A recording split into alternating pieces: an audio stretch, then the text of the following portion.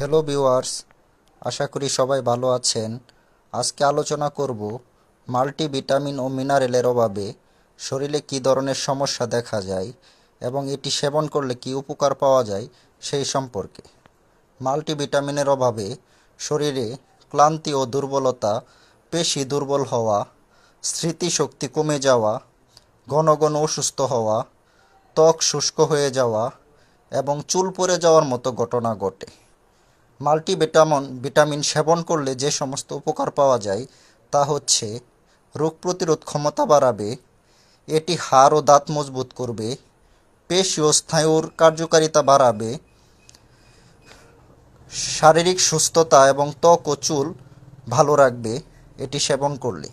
ভিডিওতে যে ওষুধটি দেখছেন তা হচ্ছে এটুস প্রিমিয়াম, বাজারে প্রচলিত সবথেকে কার্যকরী একটি মাল্টিভিটামিন ও মিনারেল ট্যাবলেট। এটি প্রাপ্তবয়স্করা প্রতিদিন একটি করে সেবন করতে পারবেন। এটি সেবন করলে শরীরের জন্য অত্যন্ত উপকারে আসবে।